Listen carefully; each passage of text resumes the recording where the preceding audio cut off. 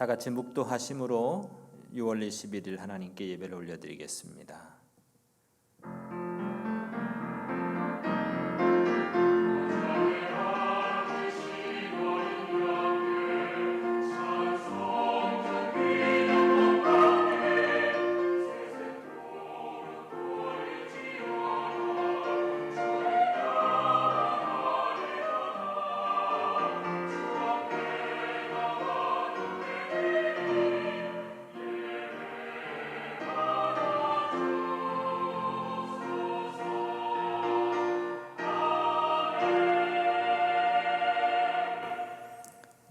찬송가 39장, 통합도 39장입니다.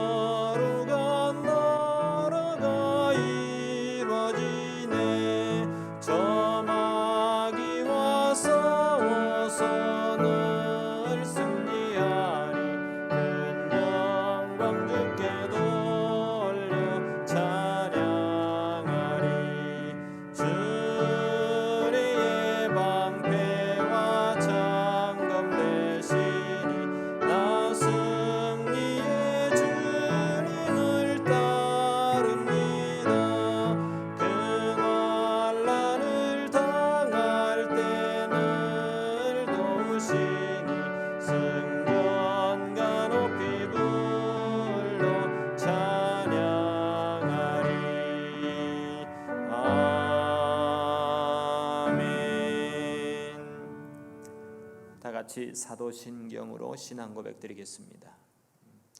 전능하사 천지를 만드신 하나님 아버지를 내가 믿사오며 그 외아들 우리 주 예수 그리스도를 믿사오니 이는 성령으로 잉태하사 동정녀 마리아에게 나시고 본디오 빌라도에게 고난을 받으사 십자가에 못 박혀 죽으시고 장사한 지 사흘 만에 죽은 자 가운데서 다시 살아나시며 하늘에 오르사 전능하신 하나님 우편에 앉아 계시다가 저리로서 산자와 죽은 자를 심판하러 오시리라.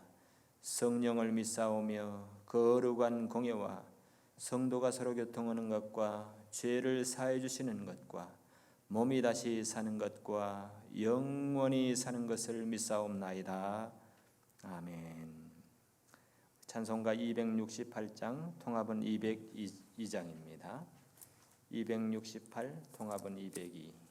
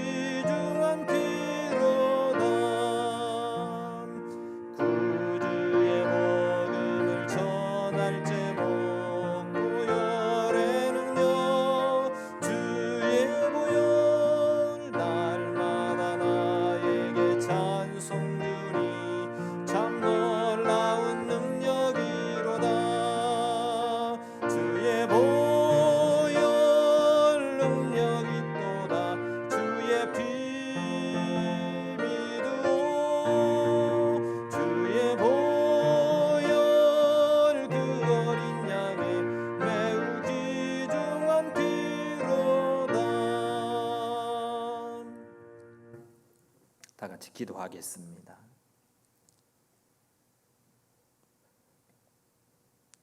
영원한 죄의 형벌로 말미암아 영원한 지옥의 형벌을 받아야 했던 우리를 하나밖에 없는 독생자 예수님을 이 땅에 보내주시고 우리 예수님의 그 피로 우리의 죄값을 사시고 우리를 구원해 주시고 하나님을 아바 아버지라 부르는 이런 특권을 주시고 그 은혜로 말미암아 우리가 구원받게 해주신 하나님 은혜를 너무너무 감사합니다.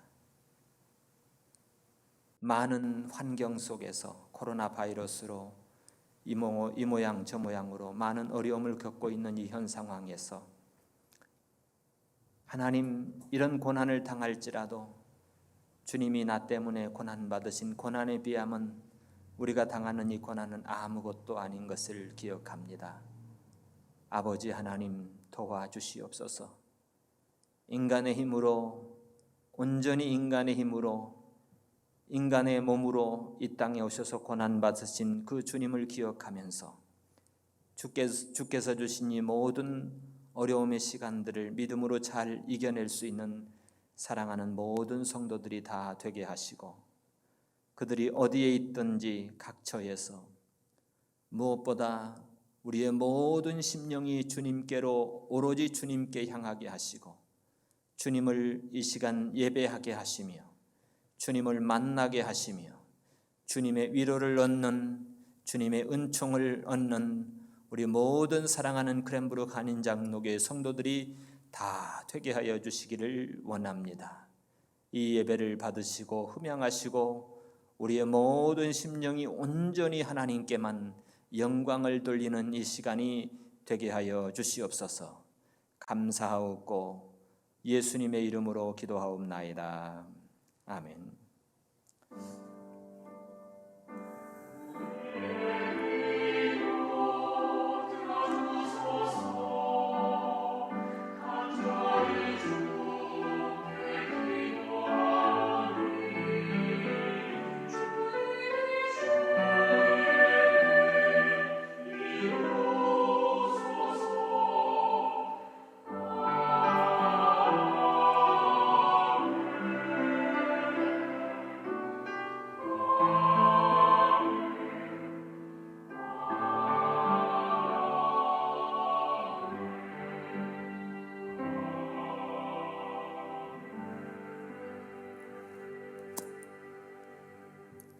우리 하나님 말씀은 창세기 3장 1절로 5절입니다. 창세기 3장 1절로 5절. 여호와 하나님의 지으신 들짐승 중에 뱀이 가장 강교하더라. 뱀이 여자에게 물어가로되 하나님이 참으로 너희더러 동산 모든 나무의 실과를 먹지 말라 하시더냐. 여자가 뱀에게 말하되 동산 나무의 실과를 우리가 먹을 수 있으나 동산 중앙에 있는 나무의 실과는 하나님의 말씀에 너희는 먹지도 말고 만지지도 말라 너희가 죽을까 하노라 하셨느니라. 뱀이 여자에게 이르되 너희가 결코 죽지 아니하리라. 너희가 그것을 먹는 날에는 너희 눈이 밝아 하나님과 같이 되어 선악을 알 줄을 하나님이 아심이니라. 여자가 그 나무를 본즉 먹음직도 하고 보함직도 하고 지혜롭게 할 만큼 탐스럽기도 한 나무인지라. 여자가 그 실과를 따먹고 자기와 함께한 남편에게도 주매 그도 먹은지라. 오늘 하나님의 말씀의 제목은 사단의 유혹입니다. 오늘 여기 보니까 사단이 최초로 사단이 유혹했던 그 방법들을 우리가 한번 상고해보고 그렇다고 하면 오늘날에도 사단이 여전히 우리에게 이런 방법으로 유혹을 하는가 우리가 한번 체크해보는 시간이 됐으면 좋겠습니다. 여기 사단의 유혹의 3단계가 있는데 여기 첫 번째 보니까 여호와 하나님이 지으신 들짐승 중에 뱀이 가장 강교하더라. 뱀이 여자에게 물어가로되 하나님이 참으로 너희더러 동산 모든 나무의 실과를 먹지 말라 하시더냐? 오늘 여기 보니까 이 첫사람 아담의 이 범죄는 이 뱀의 시험을 통해서 일어났습니다. 이 뱀은 하나님이 지으신 들짐승 중에 실제로 뱀인데 가장 간교했다 그랬는데, 사단이 이 뱀을 이용해 가지고 이렇게 이 간계를 통해서 아담과 하와를 이렇게 유혹하게 되는 장면들입니다. 요한계시록 12장 9절에도 보면 큰 용이 내어 쫓기니 옛 뱀 곧 마귀라고도 하고 사단이라고도 하는 온 천하를 꿰는 자라고 기록하였습니다. 그 뱀은 이 들짐승들 중에 가장 간교했다 그랬는데, 이 간교함의 특징이 사단입니다. 간교하다는 것은 이중적이고 거짓되다는 것을 표현하는 말입니다. 우리가 하나님의 품성 중에 하나님은 정직하시고 진실하시잖아요. 그런 하나님이 우리에게 요구하시는 그것 또한 하나님의 성품이 우리에게 진실을 요구합니다. 간사함이 없기를 요구하시고 순전한 것을 요구하시는 겁니다. 그런데 오늘 왜 뱀이 여자에게 먼저 접근했을까요? 아마도 여자에게 어떤 약점이 있지 않았을까 하는 생각이 들어요. 하나님은 2장 16절 17절에 보면 가라사대 동산 각종 나무의 실과는 내가 임으로 먹는데 선악을 알게 하는 나무의 실과는 먹지 말라. 내가 먹는 날에는 정령 죽으리라 그랬거든요. 그러니까 여자가 아직 이제 내가 볼 때는 아담이 에덴 동산에 있었을 때의 아담에게 준 이런 행위 언약이었는데, 당시 아마도 여자는 아직 창조되지 전이었을지도 모르겠습니다. 그래서 여자는 이 하나님과의 언약했던 이 행위 계약을 아담을 통해서 전해 들었기 때문에 이 하나님을 통해서 직접 받은 그 어떤 그 효력이 조금 더 약했지 않았는가 그런 생각을 해봤어요. 우리도 똑같은 것 같아요. 하나님의 말씀에 대한 지식과 믿음이 약할 때 사단은 그 틈을 공격하는 것 같아요. 그래서 하나님의 말씀을 가지고 공격하는데, 우리가 하나님의 말씀을 알지 못한다면 우리는 뭐가 선이고 뭐가 하나님의 뜻인지 알지 못하기 때문에 이런 사단의 공격에 속수무책으로 넘어갈 수밖에 없다는 겁니다. 그래서 우리는 하나님의 말씀에 대한 정확한 뜻과 이치를 우리가 기억하고 묵상하고 순종함을 통해서 우리가 그것을 가지고 있어야 된다는 겁니다. 여기에 보니까 뱀이 여자에게 물었다 그랬거든요. 뱀이, 그럼 동물이 그 당시에 모든 동물이 다 말을 했나? 그런 추측을 해볼 수 있는데, 여기 뱀이 말하는 것은 일반적인 일은 아니었던 것 같아요. 사단이 자기의 형상을 숨기고 뱀을 이용해 가지고 간교한 뱀을 이용해서 이 이와를 유혹할 때에 사단의 도구로 사용했는데, 그걸 보면 이 사람과 말을 해야 되는데, 그래서 이 사단이 뱀의 입을 열어서 말을 하게 했던 것이 아닌가. 그다음에 성경에 보면 민수기 22장 28절에도 발람이 이스라엘을 저주하라고 이렇게 하는데 하나님의 천사가 막아섰을 때 이 당나귀가 요리 피하고 저리 피하고 하다가 자기의 좀 다치게 됐는데, 야, 너 왜 그러냐 하고 때리려고 하니까 내가 안 피했다면 너 죽을 뻔했다고 그러면서 당나귀가 발람에게 말하는 그런 장면이 또 있습니다. 요한계시록 13장에도 장차 사단의 활동으로 우상이 말하는 일도 예언이 되어 있습니다.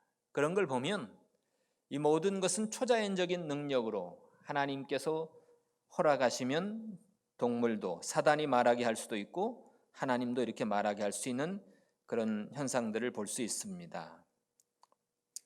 그러면서 여기 우리 첫 번째 사단의 유혹하는 첫 번째 괴계의 방법을 보겠습니다. 여기 하나님이 참으로 동산 모든 나무의 실과를 먹지 말라 하시더냐? 이 참으로, 이 말은 하나님이 원문에 보면 하나님이 먹지 말라고 한 게 진짜냐? 안 그럴걸. 하나님의 권위에 도전하는, 뭔가 하나님이 말한 것에 의심을 품게 하는 그런 어조의 질문인 것입니다. 그래서 이 질문은 하와로 하여금 하나님의 말씀을 의심케 하는 첫 번째 계기가 되는데, 하나님의 말씀에 대한 의심은 결국에 범죄로 빠지게 되고, 범죄를 통해서 하나님이 하와에게 또 아담에게 한 약속인 창세기 2장 17절에 선악을 알게 하는 나무의 실과를 먹지 말라, 먹으면 정령 죽는다, 이 말에 대한 의심을 품게 하는 거예요. 그래서 불순종의 길로 가게 되는 어마어마한 원인이 되고 있습니다. 오늘날도 우리가 하나님의 말씀보다 어떤 이성주의, 과학주의, 물질주의, 지식주의, 합리주의 시대의 흐름에 편승해가지고 문화라는 명목으로 어떻게 보면 인간의 흐름에 따른 가장 합리주의적인 방식이 하나님의 뜻과 그분의 말씀을 신뢰하기보다는 하나님의 말씀은 고대의 것이고 좀 캐캐묵은 것 같은 그런 느낌을 받게 하면서 뭔가 현대의 흐름에 좀 뒤처진 느낌같이 이런 의식을 느끼게 한다면 사단의 작전인 것입니다. 그래서 우리로 하여금 그렇게 잘못된 편견을 가지고 해석하고 수용하는 경향으로 흘러가게 해서 하나님이 죄로 여기는 이런 문화적인 흐름의 상태, 예를 들면 동성애가 인권이란 이름으로 포장이 돼가지고 이 사회 속에서 동성애 결혼이라든지 목회자들도 동성애를 예스해야만이 이제 교단에 가입할 수 있고, 그로 인해서 교단이 갈라지고 캐나다 장로 같은 경우에도 교단이 갈라졌잖아요. 그것 때문에 그런 불협화 화음이 일어나고, 결국에 사탄은 이런 대중의 흐름을 통한 이 사회의 문화를 통한 이 대중문화를 선택해서 어떻게 보면 교회에 침입하고 하나님의 어떤 인권이라는 이름을 통해서 하나님의 말씀을 거역하게 만들고 이 사회주의에 편입해서 하나님의 뜻을 거스르게 만드는 놀라운 일을 선택해 버렸습니다. 뱀이 여자에게 말하죠. 하나님이 참으로 너희더러 동산 모든 나무의 실과를 먹지 말라 하더니, 이런 부정확한 지나친 이상한 거짓된 질문 공세를 통해서 여자의 생각을 혼란시켜 버렸어요. 진짠가? 하나님이 분명히 말했잖아요. 선악을 알게 하는 나무의 실과는 먹지 마, 먹는 날에는 정령 죽으리라, 이런 정확한 메시지가 있는데 사단은 야, 하나님이 진짜 그랬어? 하나님이 참으로 먹지 말라더니 아닌 것처럼 이상하게 혼란시켰고 의심되게 했고, 그런가 진짜? 그러면서 하나님의 정확한 메시지가 흔들흔들 되게 만들어버렸어요. 이런 상황 속에서 우리의 저항이 필요합니다. 이 세대 속에서 우리의 저항, 가장 중요한 건 여러분, 이 세대의 이 잘못된 것에 하나님의 정확한 메시지를 변질시키는 이런 흐름을 우리가 끊으려면, 저항하려면 하나님의 정확한 메시지가 뭔지, 하나님이 정확하게 선포한 메시지가 뭔지를 알아야 되는데, 그런데 여러분 성경을 읽습니까? 모든 성경은 하나님의 감동으로 된 것으로 교훈과 책망과 바르게 함과 의로 교육하게 유익하다고 하는 하나님의 말씀의 표준인, 하나님의 메시지의 기준이 되는 하나님의 말씀을 우리는 하루에 몇 장이나 읽습니까? 얼마나 읽고 있습니까? 얼마나 묵상하고 있습니까?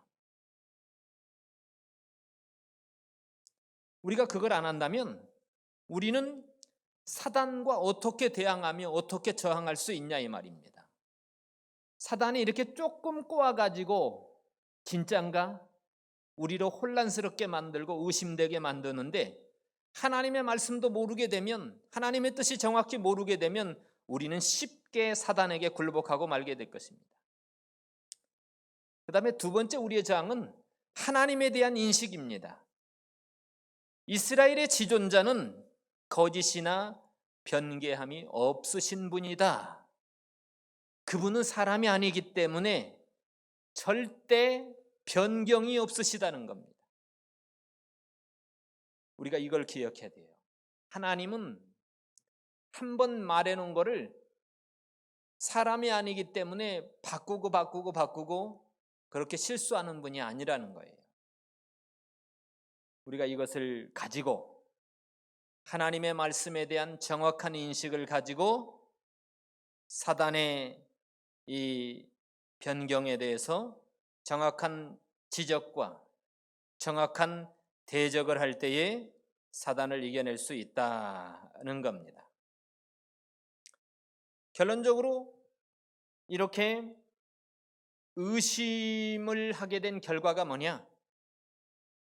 이제 2절 3절에 보면 하나님의 말씀에 대한 인식의 변화가 왔어요.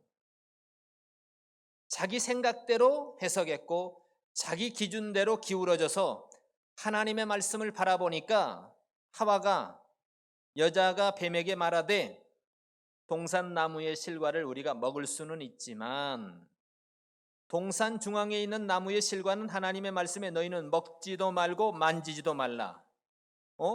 하나님은 먹지 말라, 먹으면 정령 죽으리라 이렇게 얘기했는데, 하나님의 말씀에 너희는 먹지도 말고 만지지도 말라고, 만지지도 말라는 말이 추가됐고, 그러니까 결국에 하나님의 금지의 명령에 있어서 이 하와가 하나님께 대한 그 신뢰와 사랑이 이제 깨지기 흔들거리기 시작하는 겁니다. 그러니까 자기가 확신했던, 하나님이 분명히 제시했던 그 명령어가 바뀌는 거예요. 그러면서 뭐라고 합니까? 정령 죽으리라가 너희가 죽을까 하노라로 바뀌어버렸어요. 말씀의 기준이, 하나님의 말씀의 기준이 무너지면 그 행위도 무너지고 그 다음에 결국에 믿음도 무너지는 겁니다. 네, 정확한 기준이 중요하거든요. 그래서 결국 하나님의 절대 명령을 약화시킨 이 표현은 이 하와가 넘어질 것은 당연하다는 거예요. 왜냐하면 자기가 한 대로, 말한 대로, 그 기준대로 행동하기 때문인 것입니다. 마태복음 14장 27절로 31절에 보면 제자들이, 예수님이 이제 물 위로 걸어오고 있을 때 제자들이 유령이다 그러면서, 그러니까 내니 두려워 말라 예수님이 그러시죠. 그런데 베드로가 주시거든 나로 하여금 물 위로 걸어오게 하소서, 그러니까 오라 해서 걸어가고 있었어요. 베드로가 갑자기 막 파도가 치니까 겁이 나니까 봤어요. 바람을 보고 무서워 빠져가는지라 주님 나 좀 구해주세요 하니까 예수님이 손을 내밀어 붙잡아줬죠. 예수님이 하신 말씀이 있습니다. 믿음이 적은 자여 왜 의심했냐? 의심하면 빠집니다. 의심하면 무너집니다. 의심하면 믿음이 깨집니다. 기준이 깨집니다. 모든 게 깨져나가요.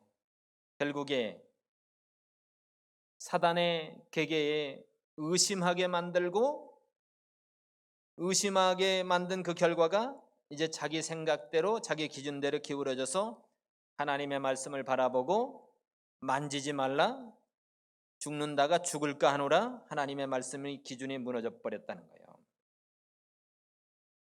뱀의 지나친 질문에 대해서 여자는 지나치게 사실은 대답했습니다. 하나님께서 그 열매를 먹지 말라고만 하셨지 만지지 말라 안 하셨거든요. 우리는 하나님의 말씀을 우리 임의대로 가감해서는 안 됩니다. 우리 형편에 맞게, 우리 기분에 맞게 하나님의 말씀을 가감해서는 안 된다는 겁니다. 우리는 기록한 말씀을 넘어가지 말고 그 말씀에 충실하도록 힘써야 합니다. 고린도전서 4장 6절에 보면 바울은 형제들아 내가 너희를 위하여 이 일에 나와 아볼로를 가지고 본을 보였으니 이는 너희로 하여금 기록한 말씀밖에 넘어가지 말라 한 것을 우리에게서 배워 서로 대적하여 교만한 마음을 먹지 말게 하려 함이라고 그랬습니다. 바울이 본을 보는 이유가 그 교회를 통하여서 기록한 말씀 외에 다른 걸 추가하지 말라는 겁니다. 요한계시록 22장 18절 19절에도 내가 이 책의 예언의 말씀을 듣는 각인에게 증거하노니 만일 누구든지 이것들 외에 더하면 하나님의 말씀에 더하면 하나님이 이 책에 기록된 재앙을 더할 거라는 겁니다. 만일 누구든지 이 책의 예언의 말씀에서 제하여 버리면 하나님 말씀에서 빼버리면 하나님이 이 책에 기록된 생명나무와 및 거룩한 성의 참여함을 제하여 버리겠다는 겁니다. 우리는 인간의 어떤 합리주의적 이성주의적인 성향에 따라 그냥 좋은 게 좋은 거지 않습니까? 그냥 그건 기독교가 아닙니다. 기독교의 중심은 인간적으로 좋은 게 좋은 거라면서 괜찮은 정도가 아니라 우리 모든 성도는 모든 상황 속에서 하나님의 말씀이 우리에게 무엇을 원하시는지 분별하여 순종하는 것이 기독교입니다. 많은 다수가 원한다고 할지라도 소수가 원한다고 할지라도 우리 모두는 항상 하나님의 말씀에 근거하여 그 말씀이 기준되어 그 말씀을 따라 순종해 나가는 것, 그것이 하나님을 섬기는 기독교인 것입니다. 인간이 어떤 편리주의대로 정해놓은 그 선을 따라가는 합리주의적인 경향을 따라가는 이성주의적인 경향을 따라가는 그것은 기독교가 아니란 말입니다. 우리 목회협력팀도 교회 재직해도 주님의 말씀에 근거하여 주님의 뜻에 근거하여 주님의 기준에 근거하여 성령의 감동을 따라 하나님의 뜻대로 우리가 결정하고 순종해 드리는 것, 이것이 교회라는 겁니다. 두 번째 사단의 계계를 한번 우리가 보겠습니다. 여기 보니까 4절에 뱀이 여자에게 이르되 너희가 결코 죽지 아니하리라. 죽을까 하노라 해서 여기서 뱀이 완전히 그냥 찔러버리는 거예요. 완전히 확신되게 야 결코 죽지 아니하리라. 이것은 뭡니까? 사실은 거짓된 확신이잖아요.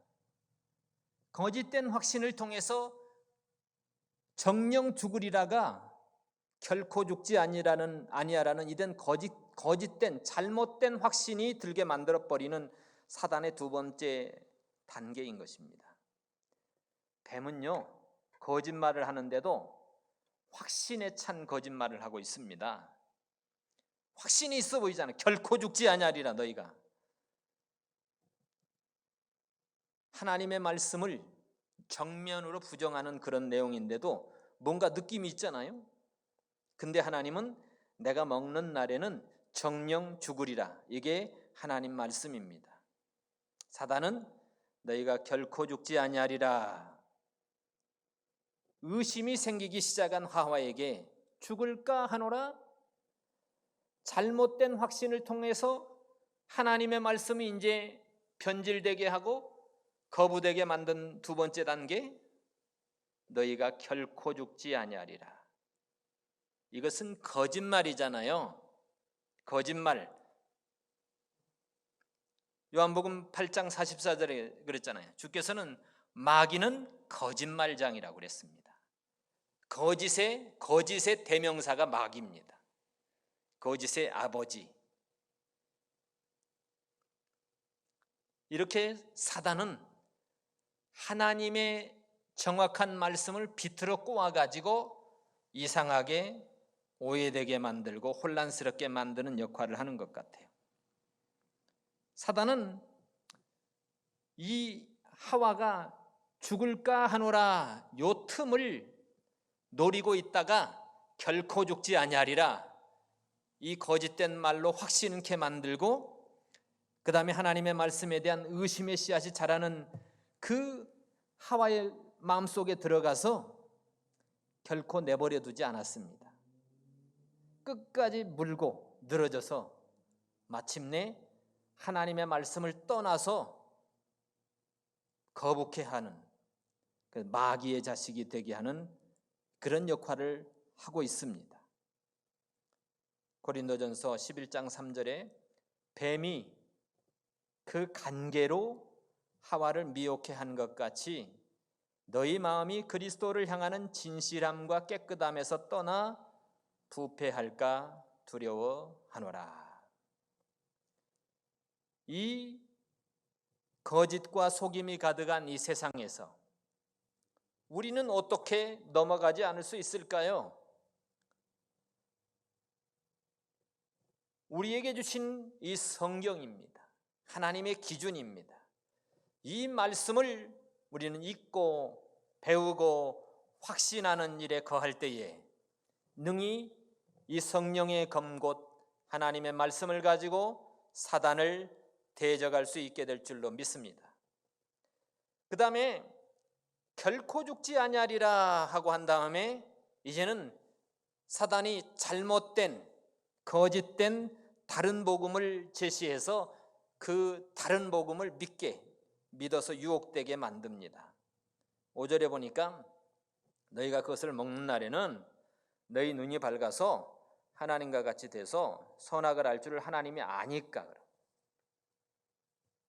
먹으면 눈이 밝아지고 하나님과 같이 된다는 거예요.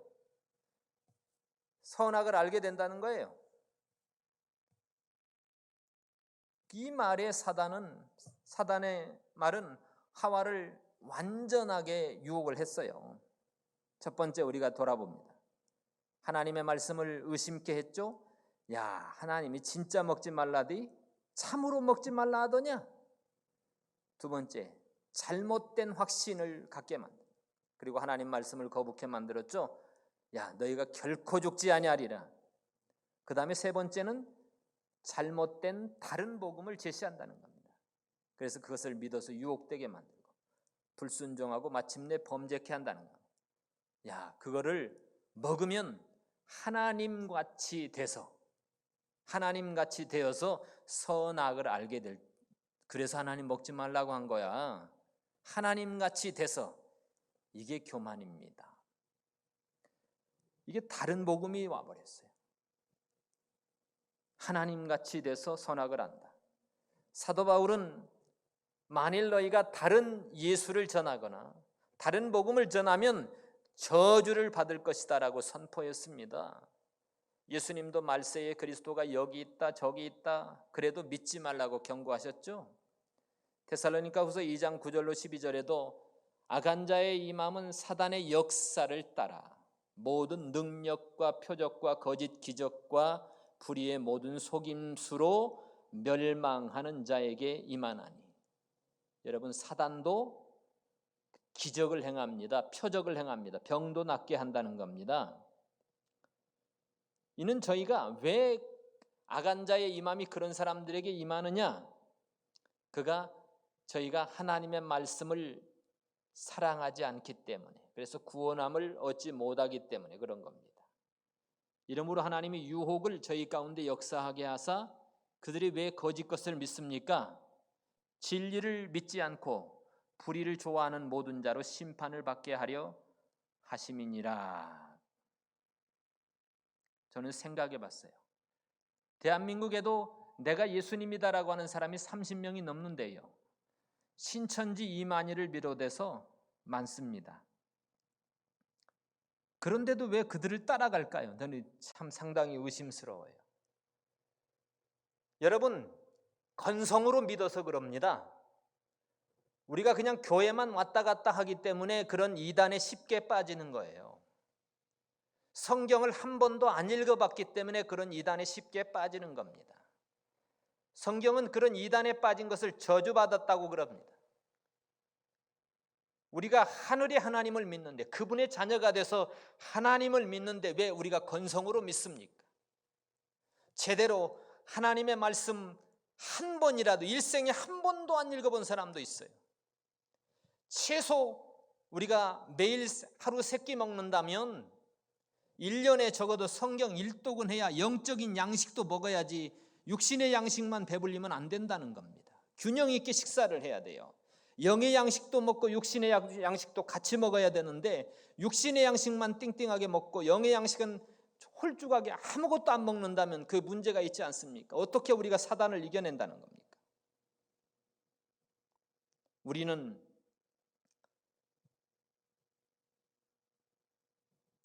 하나님처럼 된다는 그 말에 하와는 넘어가요. 그게 교만입니다. 교만은 하나님보다 자신을 높이는 거예요.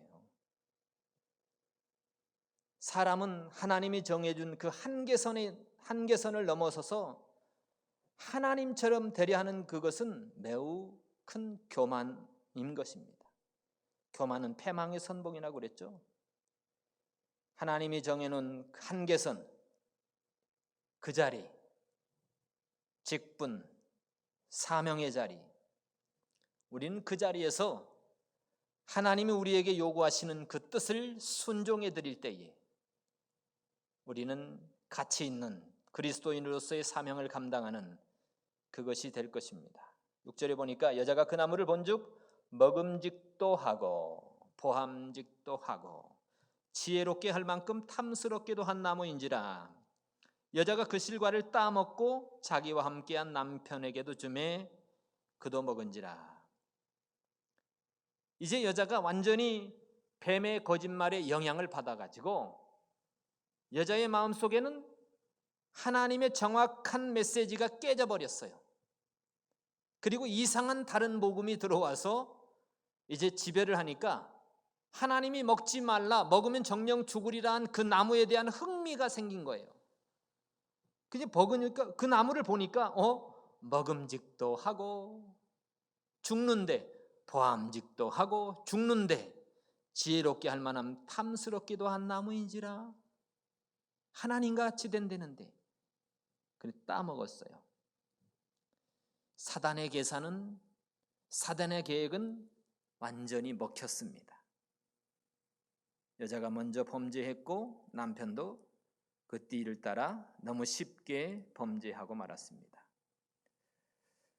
이처럼 사단은 3가지 계략을 통해서 이 하와를 무너뜨렸고 아담을 무너뜨렸습니다.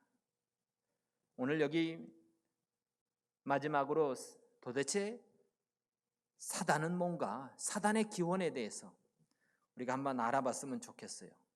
적을 알고 나를 알면 백전백승이라고 그랬습니다. 우리가 사단을 모르면 어떻게 우리 그 공격에 속수무책으로 당할 것입니다. 먼저 하나님이 천사에 대해서 한번 보겠습니다. 신약에 186회, 구약에서는 100회 이상 사용했는데 헬라어로는 앙겔로스, 전달자라는 의미를 가지고 있습니다. 천사는 세상과 인간이 창조되기 전 그 어떤 때에 창조되었을 것입니다. 정확히 하나님이 천사를 언제 창조했다 성경의 기록은 없습니다. 그렇기 때문에 천사는 경배의 대상은 아닙니다. 천사는 영원불멸한 존재는 아닙니다. 오직 하나님만이 영원한 분이십니다. 그럼 하나님의 목적에 있어서 천사의 위치를 한번 우리가 보겠습니다. 인간과 천사들은 하나님께서 만든 가장 지능적이고 도덕성을 지닌 유일한 피조물입니다. 단지 천사와 인간의 차이점이 뭐냐? 사람은 하나님의 형상대로 지음을 받았지만 천사들은 그렇지 않다는 거예요. 히브리서 2장 7절에 보면 우리가 천사를 판단할 것을 너희가 알지 못하느냐? 우리가 인간으로 있을 때 잠깐 동안 천사보다는 못하지만 우리의 구원이 완성되는 때 우리는 천사보다 높아져서 천사들을 다스리게 될 것이라는 겁니다. 엄밀히 말하면 지금도 천사들은 우리를 섬기고 있습니다. 그래서 모든 천사들은 부리는 영으로 구원 얻을 후사들을 위해서 섬기라고 보내심이 아니뇨. 히브리서 1장 14절에 이렇게 말했습니다. 천사들이 어느 날 범죄했으며 아무도 범죄한 그 천사들은 구원을 얻지 못했다는 사실을 비춰볼 때 천사들은 우리를 위한 하나님의 사랑의 위대하심을 나타내고 있습니다. 베드로 후서 2장 4절에 보면 하나님이 범죄한 천사들을 용서치 아니하시고 지옥에 던져 어두운 구덩이에 두어 심판 때까지 지키게 하셨으며 유다서 1장 6절인가 그 말씀 나오죠. 자기 지위를 지키지 아니하고 자기 처소를 떠난 천사들을 큰 날의 심판까지 영원한 결박으로 흑암에 가두셨으니 이는 하나님께서 천사들을 붙들어 주려는 게 아니고 아브라함의 자손을 붙들어 주려 하심이니라. 히브리서 2장 16절에 나옵니다. 하나님의 형상대로 만든 이 사람, 아브라함의 후손, 아브라함의 자손, 하나님의 자녀가 천사보다 더 귀하다는 거예요. 천사는 아브라함의 자녀들을 위한 심부름꾼으로 쓰고 있다는 겁니다. 그래서 천사들이 타락했는데 그 천사들은 구원을 얻지 못했다. 우리가 기억하면 좋겠습니다. 다음에 사단의 기원에 대해서 성경 구절에 보면 이사야 14장 12절로 17절, 에스겔 29장 11절로 19절에 보니까요. 이 에스겔에 보면 이 예언이 이제 미래에 대해서, 현재에 대해서 일어나는 일에 대해서 예언하는 경우가 있는데 이 에스겔서나 이사야서는 이런 이중 예언, 그런 예언입니다. 미래에 대한 예언이 있고 현재에 대한 예언이 있습니다. 그래서 에스겔서는 이 두로왕, 사단, 적그리스도에 대한 의미를 부여한 내용이고 이사야에서는 바벨론 왕, 사단, 적그리스도. 그래서 에스겔 28장 14절에 보면 물론 두로왕에 대한 의미를 포함하고 있지만 사단에 대한, 적그리스도에 대한 의미를 포함하고 있습니다. 학자들 간에 조금씩의 어떤 해석이 다르지만 조직신학자 R.T. 켄달이라든지 웨인 그루덤은 이거를 어떤 사단의 기원설 해가지고 이걸 인용하고 있더라고요. 내가 지음받던 날부터 모든 것에 완전하더니 마침내 부르가 드러났도다. 내 무역이 풍성함으로 내 가운데서 강포가 가득하여 내가 범죄하였도다. 내가 아름다움으로 마음이 교만하였으며 그러므로 내가 너를 더럽게 여겨 하나님의 산에서 쫓아내었고.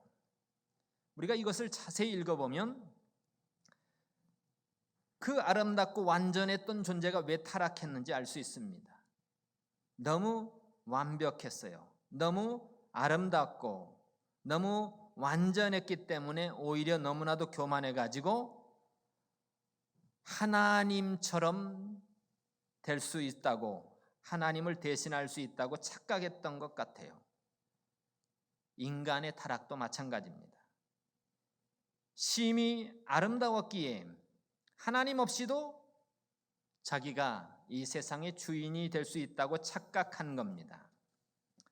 이사야 14장도 보면 12절로 15절에 보면 너 아침의 아들 계명성이여 어찌 그리 하늘에서 떨어졌으며 너희 열국을 엎은 자여 어찌 그리 땅에 찍혔는고 내가 내 마음에 이르기를 내가 하늘에 올라 하나님의 무별 위에 나의 보좌를 높이리라 내가 북극 지폐의 산 위에 자정하리라 가장 높은 구름에 올라 지극히 높은 자와 비기리라 하도다. 그러나 이제 내게 음부 곧 구덩이의 맨 밑에 빠치 우리로다. 여기 보면 계명성은 천사 중에 가장 뛰어난 누시퍼, 빛나는 자라는 뜻을 가지고 있는 누시퍼가 타락해서 천상에서 내어 쫓긴 일부터 결론을 말하고 있는 겁니다. 계명성이 어찌 그리 하늘에서 떨어졌는가. 가장 뛰어난 누시퍼가 하늘에서 쫓겨난 내용. 그 다음에 누시퍼가 타락할 때 마음의 상태를 13절 14절 말하고 있죠. 그러면서 이 베드로가 말한 그 내용이 있잖아요. 베드로 아까 말씀드린 대로 하나님이 범죄한 천사들을 용서치 아니하시고 지옥에 던져 어두운 구덩이에 두어 심판 때까지 지키게 하였으며 여기 이제 내게 음부 곧 구덩이 맨 밑에 빠치우리로다. 그 말씀과 유사하죠. 그 다음에 유다서의 1장 6절 자기 지위를 지키지 아니하고 자기 처소를 떠난 천사들을 끝날의 심판까지 영원한 결박으로 흑암에 가두셨으니 자기 지위를 지키는 것이 믿음입니다. 바울은 마지막에 자기 인생의 마지막에 옥중에서 그 바울에 대한 영화가 있는데 옥중에 있다가 그 제자들이 그를 구하러 와요. 근데 바울이 하나님이 자기를 두신 그 자리에서 자기는 죽는다고 떠나지 않습니다. 하나님이 자기를 두신 그 자리에서 죽음의 위협과 공포와 감옥에서의 어떤 고통을 벗어날 수 있는데도 불구하고 하나님이 자기를 두신 그 자리에서 나는 죽겠다. 이게 믿음입니다. 더 나은 환경도 중요하겠지만 하나님이 나를 두신 그 위치, 그 자리에서 묵묵히 하나님의 사명을 감당하면서 죽어가는 것도 의미 있는 일이라는 겁니다. 예수님도 십자가 고난당할 때에 내 원대로 마옵시고 아버지 원대로 하옵소서. 이것이 믿음이라는 겁니다. 하나님이 두신 그 자리에서 우리는 코로나든 무슨 바이러스든 이것이 위협이 되겠습니까? 우리 신앙의 선진들은 예수 믿는다고 심지어 톱으로 켜가지고 조각조각 내가지고 죽어간 사람도 많고요. 예수 믿는다고 어떤 사람들은 불에 태워서 죽어간 사람도 수없이 많습니다. 요한계시록에 보면 85세 폴리갑 감독, 이 감독도 하나님이 예수를 네가 거역하면 살려주겠다고 하니까 하나님이 85년 동안 나를 부인하지 않으셨는데 내가 어떻게 하나님을 부인하겠냐고 하면서 떳떳하게 화형당해 죽어가는 그런 모습. 우리 기독교인 하나님을 믿는 믿음의 사람들은 적어도 하나님이 두신 그 자리에서 소멸되는 것, 죽어가는 것도 꽤 의미 있는 일이고 괜찮은 것입니다. 굳이 바울과 같이 하나님이 감옥에서 죽게 하셨으면 그 사명감이 있으면 거기서 죽어가는 것도 꽤 천국 가서 의미 있는 일이 되는 것입니다. 굳이 너무 좋은 환경을 선택해서 갈 필요가 없습니다. 하나님이 나에게 두신 그 자리라면, 그 위치라면 내가 그 자리를 지키고 그 위치에서 하나님의 뜻을 순종하다가 멋지게 천국 가는 것도 꽤 괜찮은 일이 되지 않겠습니까?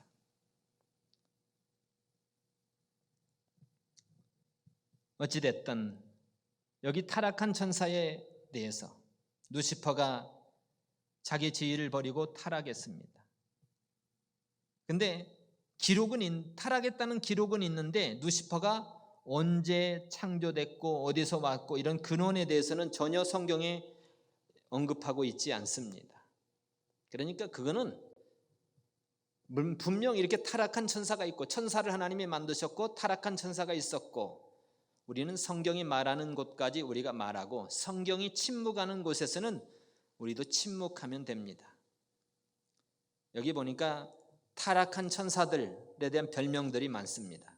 사탄, 사단, 대적자, 마귀, 디아볼로스, 바알세불, 파괴자, 공중의 권세 잡은 자, 악한 자, 이 세상 임금, 하늘에 있는 악의 영들, 귀신들 등등.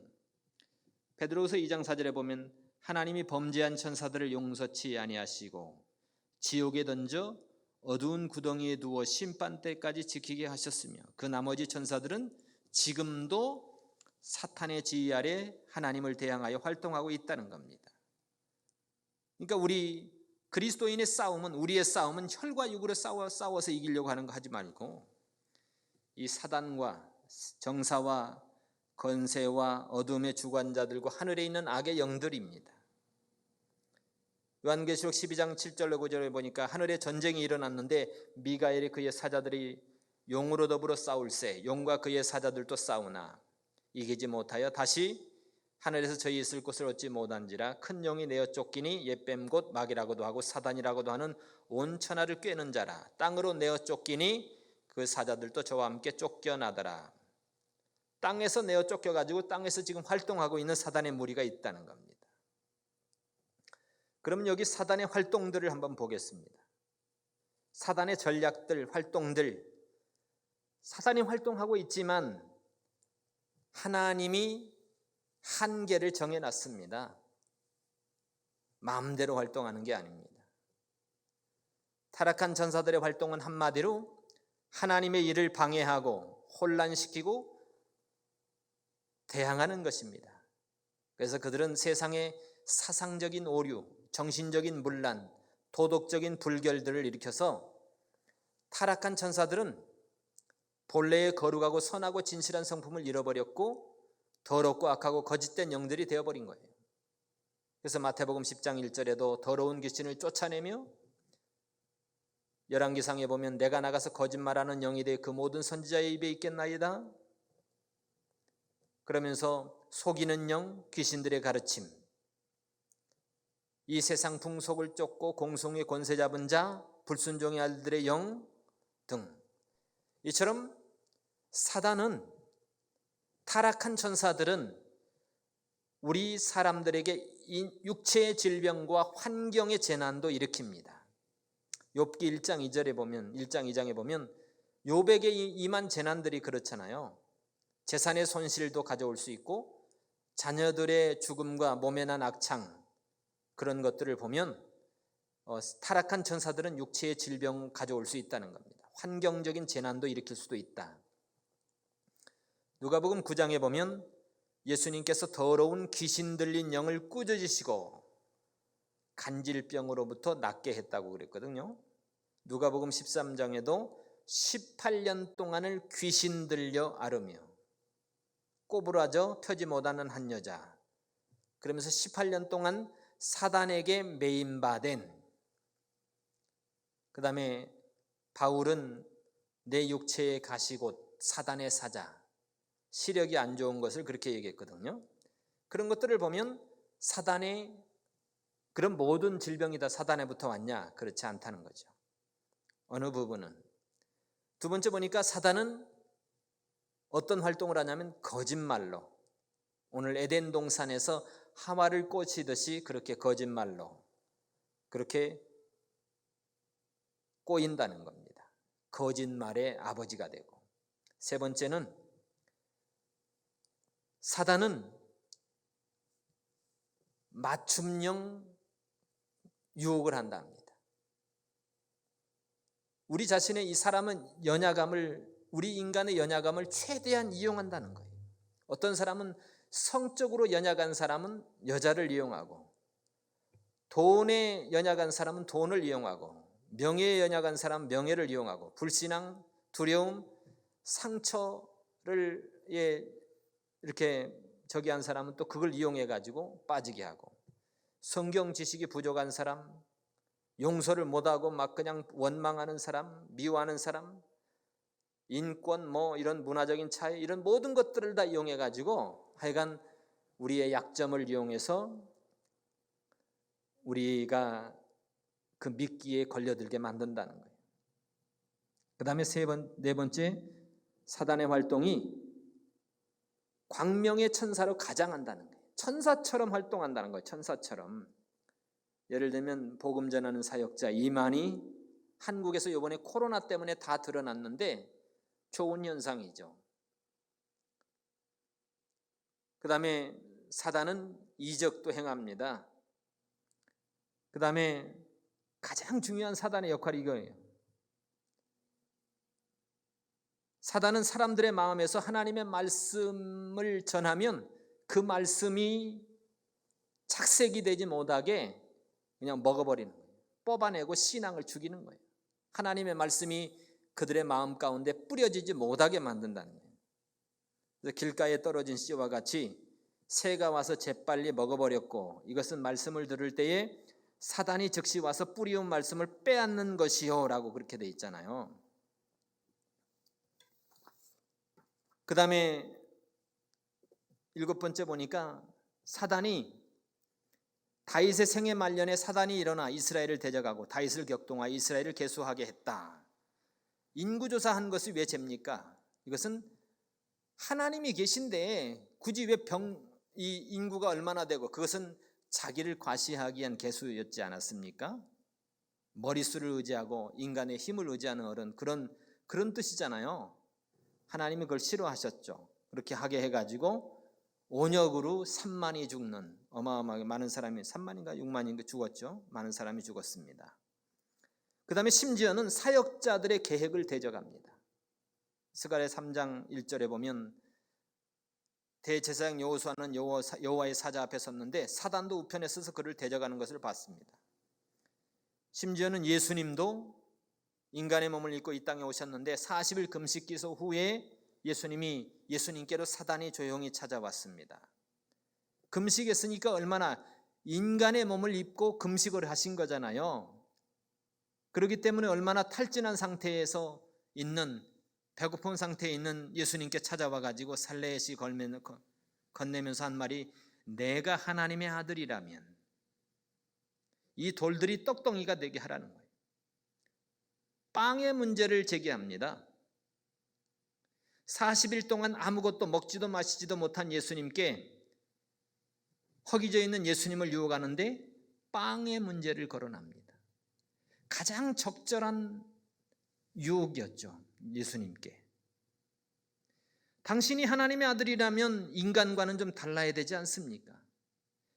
배고프고 목마르고 춥고 피곤한 그런 인간의 약점이 있어서는 안 되는 거 아닙니까? 당신이 만일 세상과 인간을 구원할 구세주라면 인간적인 나약함 때문에 시달려서는 안 되는 거 아닙니까? 그로 인해서 고통받아서는 안 된다는 거예요. 이게 사단의 유혹입니다. 예수님은요, 인간과 하나님과 분리시켜서 뭔가 물질의 해결사로 만들려는 사단의 계략이었던 거예요. 근데 예수님은 사람이 떡으로만 살 것이 아니고 하나님의 말씀으로 산다는 하나님 말씀으로 대적해 버리잖아요. 두 번째 유혹이 성전에서 뛰어내리라는 거예요. 한번 당신이 하나님의 아들이면 좀 자기를 과시 한번 해보라는 거예요. 내 명예를 높여보라는 겁니다. 세 번째는 권력입니다. 가장 높은 산에 하나님을 예배해야 될 그런 자리에서 사단이 자기가 절대자 행세를 하면서 나에게 엎드려 절하면 세상 모든 나라와 영광을 주겠다고 유혹합니다. 지상의 권력을 다 주겠다는 거예요. 그런데 그렇잖아요. 식욕이나 성욕보다 더 지독한 게 권력욕이라고 그래요. 근데 이런 사단의 계략에 예수님은 아주 명료하게 대적합니다. 사단아 물러가라. 주 너희 하나님께 경배하고 다만 그물을 섬겨라. 사단은 이렇게 예수의 이름으로 대적하면 꼼짝 못합니다. 결국에 예수님이 만약에 이 유혹에 넘어갔다면 만약에 고통이 한계에 이르렀으니까 인간임을 포기하고, 만약에 위에서 뛰어내려서 하나님이 초단적인 능력을 가진 그런 걸 자랑했다고 하면 인간을 구원하려는 하나님의 구원 계획은 거짓으로 드러나는 거죠. 그러나 예수님은 하나님의 아들이면서 인간의 몸을 입고 이 땅에 오셔서 십자가에서 내려오라 그러면 믿겠다면서 조롱하는 많은 대중들 앞에서도 죽는 순간까지 인간의 몸을 입고 끝까지 고통당하시면서 구원을 위한 하나님의 말씀에 온전한 율법을 다 순종하면서 마지막 그 마디에 내가 다 이루었다라고 선언을 하는 겁니다. 이게 바로 예수님의 방법이에요. 인간의 몸을 입고 그 모든 고난을, 어마어마한 고난을 다 당하시면서 우리의 죄악을 대신해서 다 소화하셨다는 겁니다. 그리고 예수님은 그 십자가를 지겠다고 하는 제자들 앞에 선포했을 때 베드로가 그러잖아요. 예수님, 절대 그렇게 못합니다. 내가 사랑하는 스승님, 그런 고난밖에 못 해드리겠습니다. 그럴 때에 예수님이 베드로를 향해서 이렇게 얘기합니다. 사단아, 내 뒤로 물러가라. 너는 나를 넘어지게 하는 자로다. 여러분, 예수님께서는 이 베드로를 이쁘게 생각하지 않았어요. 사단아, 내 뒤로 물러가라고 얘기했습니다. 우리 인생 속에서는 하나님의 뜻이 있고 인간의 뜻이 있습니다. 인간의 정이 있습니다. 이것은 인간의 정일 뿐이, 제자의 인정선일 뿐이지 하나님의 뜻이 아니었던 겁니다. 그래서 예수님은 제자의 인정선을 가감없이 끊으면서 사단이라고 했습니다. 그리고 다시 주님의 뜻을 세우시고 인간의 우정, 인간의 인정선, 정, 그것을 뛰어넘어 하나님의 뜻을 세우시고 하나님의 뜻을 끝까지 순종하신 그 예수님이 우리 예수님이십니다. 우리의 구세주이신 것입니다. 이게 중요한 거예요. 인간의 정에 머물러서 하나님의 뜻을 그냥 무마시켜버리지 말라는 거예요. 그냥 좋은 게 좋은 거니까 그 정에 끌려서 그냥 하나님의 말씀인데 그냥 괜찮지 이러지 말라는 겁니다. 우리는 어떤 상황 속에서도, 심지어 제자와 스승 간에도 가족 간에도 하나님의 뜻을 명확히 세우시고 그 말씀 앞에 우리는 사단과의 싸움을 싸워야 하고 하나님의 뜻을 세워서 순종해 드려야 되는 겁니다. 아담 이래 지금까지 사단의 역사는 계속되고 있습니다. 그래서 우리는 영적인 전쟁이 필요합니다. 어디에서요? 가정에서도 교회에서도 영적인 전쟁이 필요합니다. 직장에서도, 우리가 살아가는 모든 환경에서는 영적인 전쟁터인 겁니다.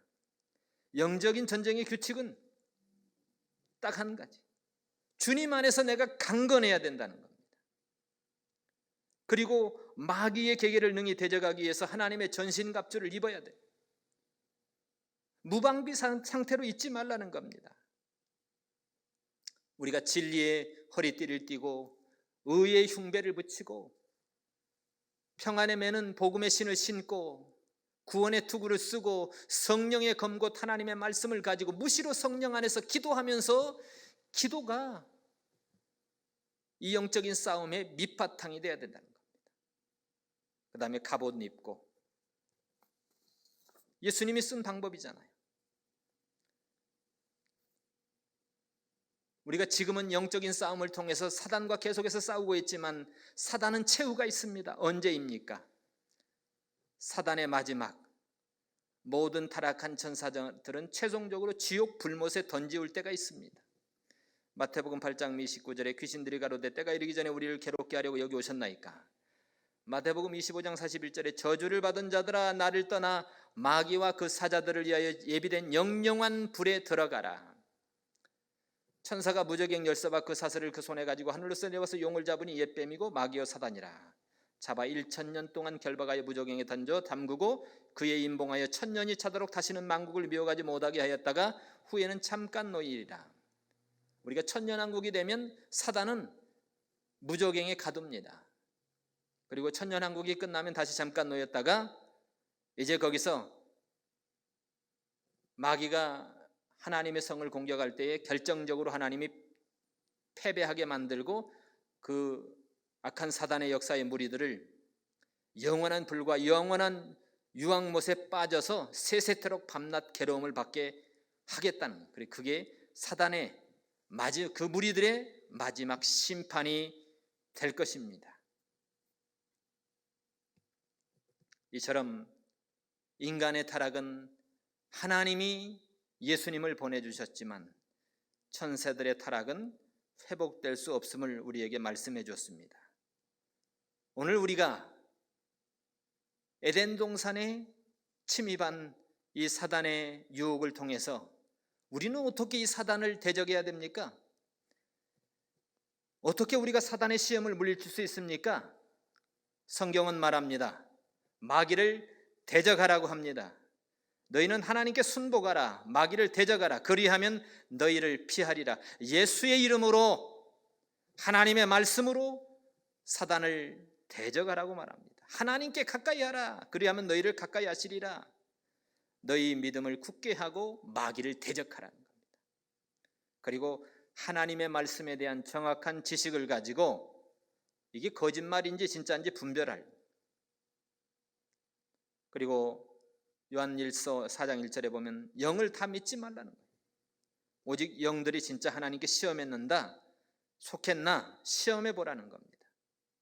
우리는 성령의 검, 곧 하나님의 말씀을 가지고 예수님처럼 찌를 건 찌르고 대적할 건 대적하고 자를 건 자르고, 그 사단과의 싸움에서 기도를 통해서, 무시로 성령 안에서 기도함을 통해서 하나님의 말씀을 통해서 대적함으로 우리의 신앙생활이, 믿음 생활이 승리하는 모든 삶이 되기를 축복합니다. 기도하겠습니다.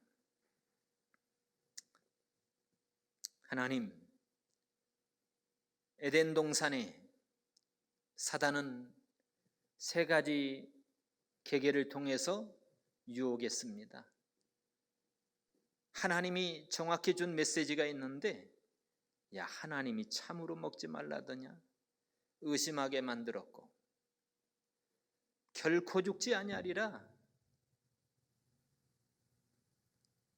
이 잘못된 것이 확신이 되게 하나님 말씀이 거부할 수 있게 만들었고, 다른 복음을 제시해서 야, 너희들이 먹으면 하나님같이 눈이 밝아져서 선악을 알게 되니까 먹지 말라고 한 거야. 이상한 복음, 다른 복음으로 안내해 버렸습니다.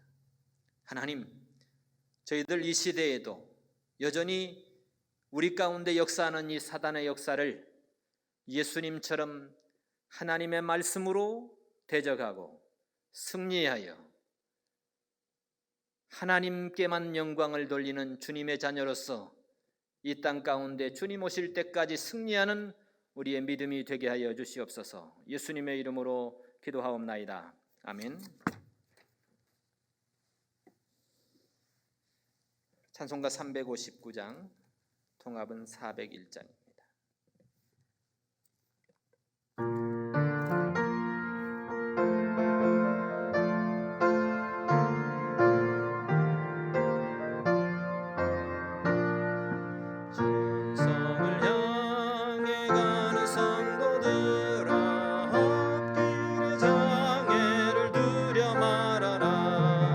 성령이 너를 인도하시리니 왜 지치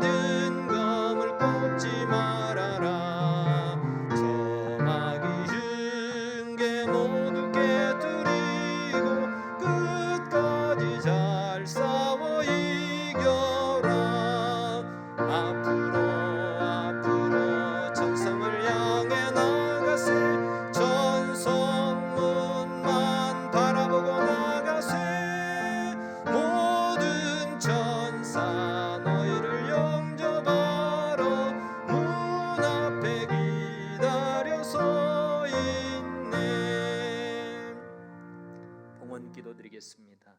하나님 감사해요. 우리에게 건강 주시고 일터의 현장 주시고 하나님을 이 섬기는 특권 주신 것 감사해서 주님의 나라 복음을 위하여 헌물을 드렸습니다. 드린 손길마다 우리 하나님 기억하시고 그들을 건강으로 일터의 현장을 축복으로 은총으로 갚아 주시옵소서. 예수님의 이름으로 기도하옵나이다. 아멘.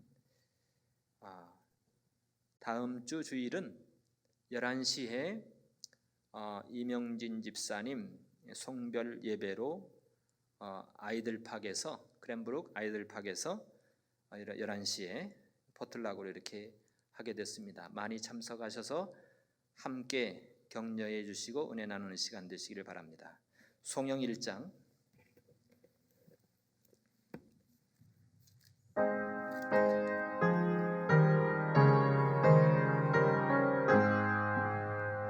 만복의 근원 하나님 온 백성 찬송 드리고 저 천사여 찬송하세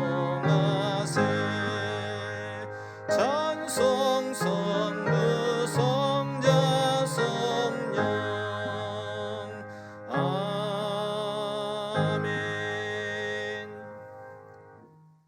지금은 우리 주 예수 그리스도의 은혜와 우리 하나님의 사랑하심과 성령 하나님의 교통하심이 주의 말씀이 표준이 되어 이 영적인 싸움을 잘 싸우기를 원하는 모든 성도들 머리 위에 지금부터 영원토록 함께 계실지어다. 아멘.